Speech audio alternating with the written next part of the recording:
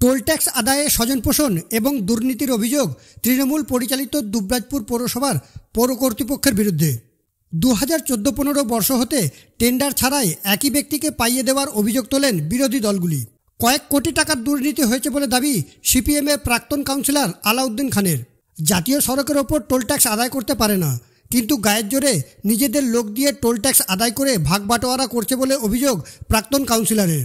অপরদিকে বিজেপি বিধায়ক অনুপ সাহা বলেন, বেআইনিভাবে ট্যাক্স নিচ্ছে দুবরাজপুর পৌরসভা।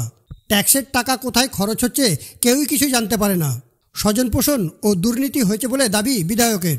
সেই সঙ্গে জাতীয় সড়কের ওপর কিভাবে টোল ট্যাক্স নিতে পারে সে বিষয়েও প্রশ্ন তুলেছেন বিজেপি বিধায়ক। 2014-15 সালে দুবরাজপুরের শহরের এক ব্যক্তি 1,14,00,000 টাকায় হাক করেছিল।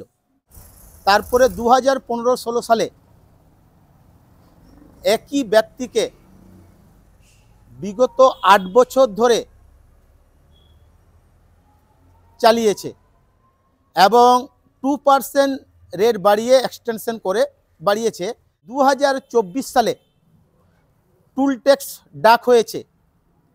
বিগত 8 বছর ধরে 1,14,00,000 থেকে 2024 পর্যন্ত 1,36,00,000 টাকা পর্যন্ত ডাক হয়েছিল।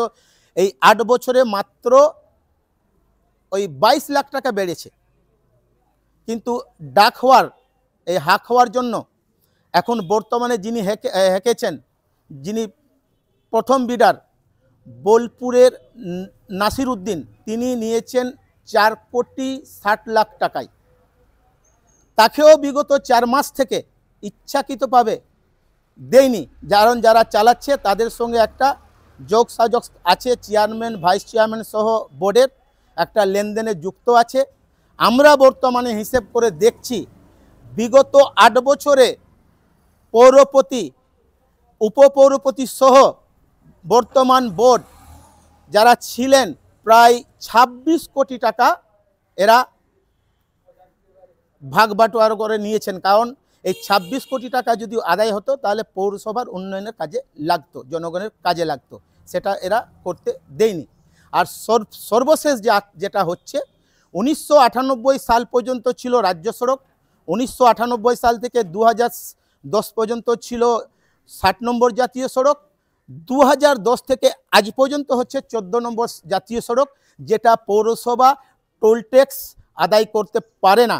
সার্ভিস ট্যাক্সের নাম করে টোল ট্যাক্স আদায় করছে। সার্ভিস ট্যাক্স যদি আদায় করে পৌরসভায়, দুবরাজপুর শহরে যে গাড়িগুলো ঢুকবে, যেখানে মাল লোডিং আনলোডিং হবে, সেই গাড়ি ছাড়া ওরা সার্ভিস ট্যাক্স আদায় করতে পারে না, আইনে কোথাও নেই। কিন্তু গায়ের জোরিতে নিজেদের লোকদেরকে দিয়ে টোল ট্যাক্সটা আদায় করছে, ভাগ বাটোয়ারা চলছে। দেখুন, এই দুবরাজপুর পৌরসভাতে যে ট্যাক্স নেওয়া হচ্ছে সম্পূর্ণভাবে বেআইনি, এবং এই ট্যাক্সের টাকা কিভাবে কোথায় খরচ হয় আমরা না জনগণ কেউ জানতে পারি না। সম্পূর্ণভাবে স্বজন পোষণ এবং দুর্নীতি ছাড়া এই ধরনের একজন ব্যক্তিকে বারবার টোল ট্যাক্স পাইয়ে দেওয়ার যে পরিকল্পনা এই পৌরসভা করেছে, কোথাও না কোথাও আমরা স্বজন পোষণ এবং দুর্নীতির গন্ধ পাচ্ছি।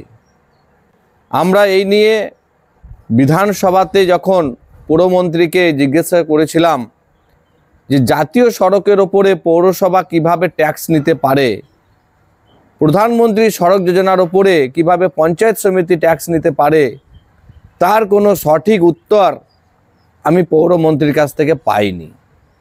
তাই যেখানে পৌরমন্ত্রীই জানে না, এবং এই ধরনের একজন ব্যক্তিকে কিভাবে বিভিন্নভাবে সুবিধা পাইয়ে দেওয়া, এটা সম্পূর্ণভাবে একটা রাজনীতি এবং এর সাথে স্বজন পোষণ যুক্ত আছে।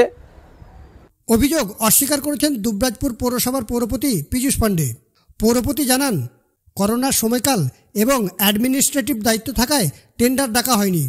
2022 সালে বর্তমান বোর্ড দায়িত্ব গ্রহণ করার পর বিভিন্ন দিকের সাথে টোল ট্যাক্সও হাঁক করা হয় এবং 1 জানুয়ারি থেকে নতুন দায়িত্বভার পাবে বলে জানিয়েছেন পৌরপতি পীযূষ পাণ্ডে। প্রদীপ দাসের রিপোর্ট, নিউজ বার্তা। আগেও বললাম যে টোল ট্যাক্সে স্বজন পোষণের কোনো ব্যাপার নেই। জনৈক মাইচাঁদ হাজরার নামে টোল ট্যাক্স পেয়েছিল এবং করোনাকালে তারপরে অ্যাডমিনিস্ট্রেটর থাকায় হাঁক করা যায়নি। বর্তমানে বোর্ড 22 সালে দায়িত্বভার গ্রহণ করেছে। গ্রহণ করার পর আমরা বিভিন্ন দিকের সাথে সাথে টোল ট্যাক্সও হাঁক করেছি এবং আগামী 1/1/2025 রাত্রি 12টা থেকে নতুন দায়িত্বভার পাবো। কোনো ভুল ওরা জানে না আমরা বিএম অ্যাক্টের কত ধারায় কিসের উপর ভিত্তি করে আমরা এই টোল ট্যাক্সটা নিই। এটা পৌর পরিষেবা কোড এবং হাইওয়ে দপ্তর এই বিষয়ে একবার হাইকোর্টও করেছিল এবং আমি তথ্য সহকারে হাইকোর্টে আমার লয়ার করছে, সেখানে আমরা টোল ট্যাক্স নিতে পারি। সেটা ওরা ভুলভাল বলছে না জেনে। তাহলে এতদিন আজ 2000 সাল থেকে আজ 25 সাল ঢুকতে চলেছে, এতদিন চালানো যেত না যদি আমরা বেআইনিভাবে নিতাম।